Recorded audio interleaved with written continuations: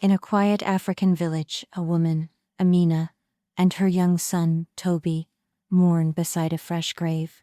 Amina's husband and Toby's father has died in a tragic accident. Life shifts instantly, leaving mother and child alone, uncertain, and clinging to each other for strength and survival. The house felt larger now, too quiet, too hollow. Amina removed her husband's clothes from the chair where he used to sit. Toby watched, confused and afraid. His mother wiped her eyes, then cooked a plain meal.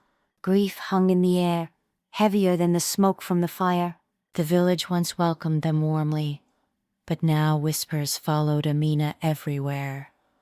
A widow without support, they said. How will she manage? Toby heard them too, his small face confused. Amina kept her chin high, refusing to let pity or shame write their future. They would survive, no matter what. Money vanished quickly. Amina took the last goat to the market, hands trembling. It had fed them milk since Toby was born. But hunger doesn't wait. She accepted less than it was worth, tears burning in her eyes. Toby stood silently, watching her sacrifice everything for his tomorrow. Amina began working on a local farm for little pay. The sun scorched her back as she bent in the fields, her feet caked in mud. Toby waited nearby, under a mango tree. Each day she returned home more exhausted, yet still managed to smile, so he wouldn't worry. Toby's teacher arrived, reminding Amina of unpaid fees. Amina hesitated. Should she pay for school or buy food? That night, she cooked cassava and stared into the fire. "You'll go," she whispered to Toby, "even if I go hungry." Education was the only way to break their circle of struggle. That week, their food ran out. Amina pretended to eat, stirring her empty bowl so Toby wouldn't notice. But the boy wasn't fooled. He pushed his half portion toward her silently. In that dim room, mother and son shared more than hunger.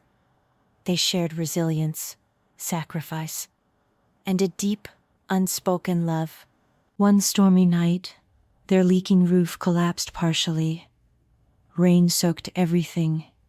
They slipped huddled in a corner, wrapped in a torn blanket. Amina cried quietly. Toby whispered, "Mama, we'll build it again." Her eyes widened, not from fear, but from the spark of hope he gave her in that moment. An old man in the village watched silently for weeks. One morning, he approached Amina with wood, nails, and rice. "Your strength reminds me of my mother," he said. Amina accepted with gratitude, her dignity still intact. Sometimes help isn't weakness. It's the reward of perseverance seen by others. Amina used old cloth and her late husband's needle to stitch simple clothes. She began selling them in the market. Slowly, people took notice. "She's making a way," they murmured. Toby helped fold the shirts. Every coin they earned brought them one step closer to standing tall again. Toby returned home with a paper in hand. He had won a reading contest. Amina hugged him tightly. For once, their home wasn't filled with grief or fear, but laughter. That night, they shared sweet potatoes proudly earned. For the first time, the future didn't feel like an enemy. Years passed. Amina's small tailoring work grew. She bought a second sewing machine. Their home, once broken and quiet, now echoed with new life. Toby, older, wiser, still helped her fold clothes. They ate at a full table, one they built with sacrifice, grit, and a bond forged in hardship. Toby walked across the school stage in a second-hand suit. Amina clapped the loudest. Tears filled her eyes, not of sadness but pride. "He did it," she whispered. "We did it."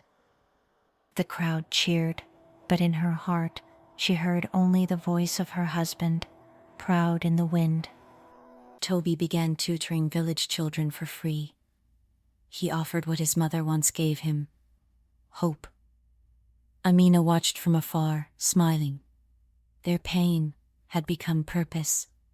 Others now saw her not as a widow, but as a pillar, and Toby, no longer the orphan boy, but a symbol of rising beyond grief. At dusk, mother and son sat outside their home. Chickens clucked nearby, the sun casting gold on their rebuilt roof. Amina leaned on Toby's shoulder. "You've made your father proud," she said. He replied, "You lit the path, Mama." In the silence, love radiated, stronger than poverty, grief, or time.